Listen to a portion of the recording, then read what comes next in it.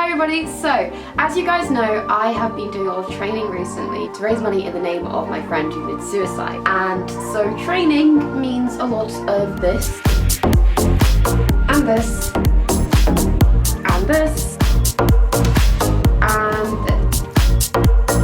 Yeah, so I've been pretty tired recently. I've been not myself in terms of editing. Some days I'm just so tired I can't get out of bed, but I know that I've got to get on with the next bit of running, biking, cycling, whatever. That's what I've been doing recently, a lot of training, and I just wanted to give you guys like a little rundown who I'm raising money for, why I'm raising money for them, and just a little backstory, and then at the end I'm going to give you an opportunity to donate to my Just Giving page and help me raise money. That would be kind of cool. Yeah, okay. We were going to do it for beat eating disorders, like I said in my February favourites video. However, turns out that beat eating disorders don't actually have any Welsh-based services, and because I'm based in Wales and because my mum is based in Wales, it made it kind of difficult for us to then raise money. Anyway, so I'm raising money for this Young Minds charity, and if I'm being perfectly honest with you, I struggle to talk about mental health. I'm an advocate for mental health. I've been to meetings to raise awareness about it. I've helped people, I've supported people. I have very, very good knowledge of mental health, but still it's a subject that I don't like to discuss, and it's because I feel as though that part of me, if I think about it too much, it can take a hold of me, and also it's in my past and I don't want to go back there. But sometimes it's important to make people understand why people act the way they do, and also I think it's important for people to know that mental illness is something that's worth investing in, and so that's what I want to talk to you about. This isn't scripted, by the way. Mental health is something that you're born with. So under mental health you have issues such as bulimia, that comes under eating disorders. Autism comes under mental health. You have schizophrenia, depression, dissociative personality disorder, OCD, all of those, they all come together under mental health. And sometimes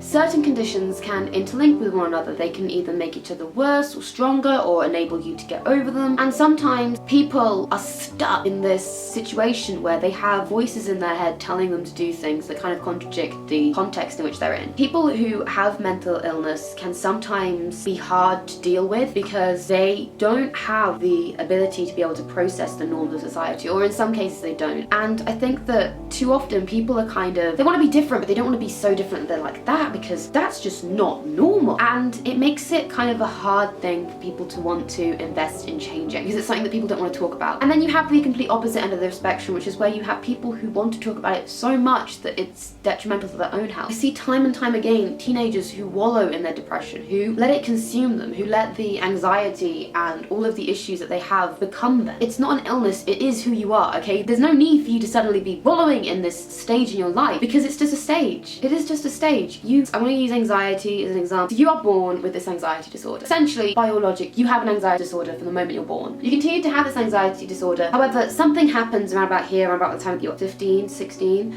that you start to get diagnosed, and that's because things happen, some sort of chemical imbalance, particularly with your teenager, has triggered in your brain, and suddenly it's like, oh, I've got this anxiety disorder. And I see people stuck in this state, and it becomes them. What they don't understand is that, were they like that when they were a child? I mean, maybe they were, but in some cases they weren't. And it's all just a process, it's all just a narrative, it's all just a story. This is one stage where it's particularly hard, but it doesn't mean that the next stage isn't going to be better, and there's no point trying to fight it. You have to just accept that's who you are, and you have to try and say to yourself, yes, I have issues, and yes, at the current moment things are really, really shit, and there are so many issues going on. If I just take a moment to breathe in and breathe out, I will realize that there is always going to be something better, okay? So yeah, it's true. It's the glass half full or half empty. You can look at it and say, things are always going to get worse. There's always going to be a worse day. There's always going to be another rainy day, and things aren't going to go happy. Or you can look at it like this. You could say, so today I had beans with my food, and I love that, and it makes me feel really happy. And that was a really good thing about today, but maybe another day in the future, something else brilliant will happen, and there will always be another great thing to top that. And there are more great things ahead. And even if the situation at the current moment really does seem dire, and even if you're listening to this right now and you're just going, no,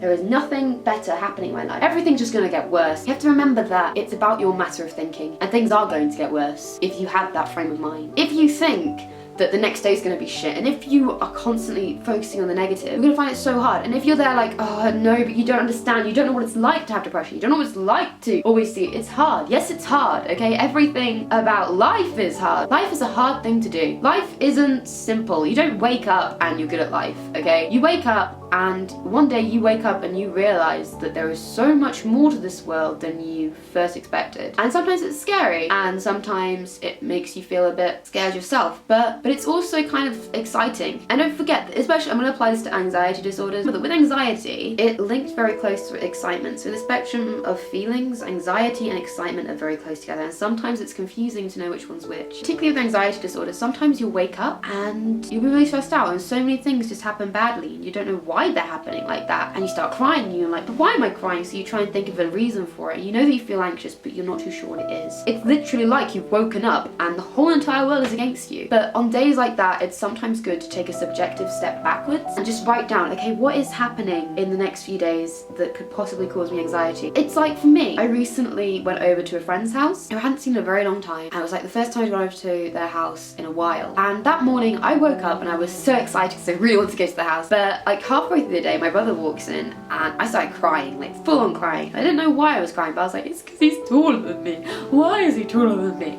And then halfway through the day, I found out that I got the bus times wrong, so I was gonna have to be driven to their house rather than getting the bus to their house. And I started crying again. And I was like, why am I crying about this? Like, why? It's just a bus. And then it kind of hit me. I was anxious about seeing people. I was anxious because I hadn't been to their house in a long time, and so many things could change. But it never occurred to me to be anxious about that, because I'd never been anxious about it before. But it's just in that particular day, in that particular frame of mind, I got very anxious about it. And that's what I mean. It's like sometimes you don't realize why you have this anxiety, you just know there's anxiety there, and you need to be able to go, okay, I'm anxious today. I went to their house, I didn't say anything, they left, I cried, I then left and cried, I got home and cried, and then I felt really shit and cried more. And it's because I couldn't cope with the situation. But now I look back at it from retrospect, I don't look at that situation and think, oh god, how awful. I look at it and think, that was brilliant, because I've now learned something. I've learned that I struggle with socializing. I should have just told them straight away. I should have got over the fear and just been like, look, okay guys, I'm stressed out today.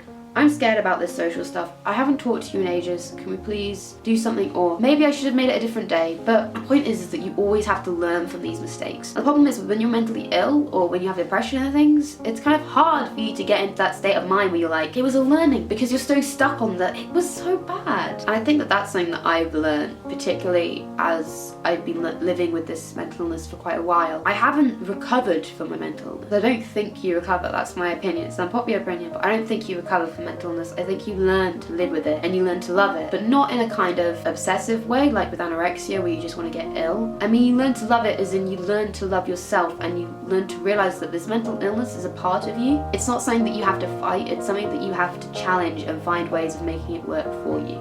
You can help donate money to me and my mother's GoFundMe page. The link is in the description. Gnarly isn't a real word and you know it. That was unscripted. That's a fucking amazing achievement. Just saying.